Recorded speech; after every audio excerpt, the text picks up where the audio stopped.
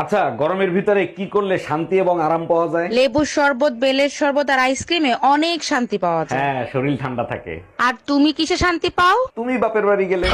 ও আচ্ছা, কি বললো তুমি? এই যে ভাবি, এইটা কি অরুণ সাহেবের বাড়ি? জি স্যার, এটা অরুণ সাহেবের বাড়ি। আপনি কোথা থেকে আসছেন? আমি লোন ডিপার্টমেন্ট থেকে আসছি। অরুণ সাহেব 20 লাখ টাকা লোন নিছিল। হ্যাঁ, লোন নিছিল, আমাদের অনেক দরকার ছিল তাই নিছিল। এখন আমাদের টাকা দরকার, তাই লোনের টাকা ফেরত দেন। দেখেন ভাইয়া, আমরা তো লোন দেই না, যেখানে লোন দেয় সেখানে যান। আসসালামু আলাইকুম আম্মাজান, শ্বশুর আব্বা কি আছে? থাকলে তার কাছে একটু দেন তো। ওয়ালাইকুম আসসালাম জামাই, তোমার শ্বশুর তো বাজারে গেছে, জরুরি কিছু দরকার হলে আমাকে বলতে পারো। বিয়ের সময় 50 ইঞ্চি টিভি দেওয়ার কথা ছিল, আপনারা টিভি দেন নাই কেন? আরে জামাই, দুইটা টিভি দিয়ে কি করবা? আমার মেয়ের আল্ট্রাসাউন্ড করে দেখো, ওর ভিতর টিভি আছে।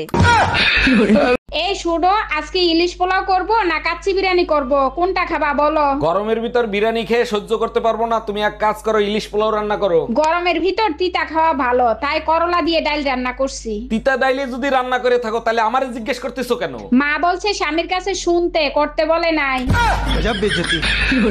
ডাক্তার, আমি আপনার নামে মার্ডার কেসের মামলা দিব। মার্ডার কেসের মামলা দেবেন? আমি কারে মার্ডার করছি? আপনার ওষুধ খেয়ে আমার শাশুড়ি মারা গেছে। ওষুধ কিভাবে খাওয়াইছিলেন? সকালে 1 চামচ, দুপুরে 1 চামচ। আর রাতে ওষুধ খাওয়ার নাই কেন? কেমনে খাওয়াবো? চামচ তো ঘরে 2টাই ছিল।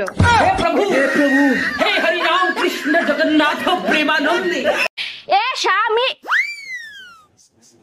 না, স্বামীর তো নাম ধরে ডাকা যাইবে না। দাদা শ্বশুরে বলছে স্বামীর নাম ধরে ডাকলে হেলে বলে অমঙ্গল হয়। তাইলে কি কইয়া ডাকবো, কি কইয়া ডাকবো, কি পাইছি। এ কুত্তা খাইয়ে যা। বৌমা, ভাসুর হয়ে আমি একটা কথা বলছি, কিছু মনে করনি। তোমার যা যতদিন না বাপের বাড়ি থেকে আসছে ততদিন একটু ঘুম থেকে উঠে তাড়াতাড়ি বাসি কাজগুলো করবে। বৌমা হয়ে তাহলে আমিও একটা কথা বলি। বলো। তোমার ভাইকে বলবে রাতে যেন আমাকে তাড়াতাড়ি ঘুমোতে দেয়। যাক, অবশেষে মহারানীর ঘরে আসার সময় হলো। তা কই গেছিলা তুমি? পাশের বাড়ির ভাবির সাথে গল্প করতে গেছিলাম। আর শোনো, এত কিছুর কৈফিয়ত আমি তোমারে দিতে পারবো না। অবশ্যই কৈফিয়ত দিতে হবে, কারণ তুমি আমারটা খাও আমারটা পরো। দেখো, বিয়ের আগেও আমার ওজন ছিল 50 কেজি, বিয়ের 5 বছর পরও আমার ওজন 50 কেজি। তাহলে তোমারটা খাইলাম কোথায়? সবসময় মুখটারে বাংলার পাস বানায় রাখো কেন? হাসি মুখে কথা বলা যায় না? হাত মুখ ধুয়ে আসে, জরুরি কথা আছে।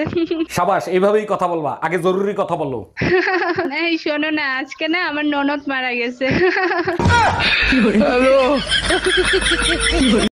আচ্ছা ভাবি, আমি যে আপনাকে রাতে ফোন দেই, আপনার জামাই দেখে না?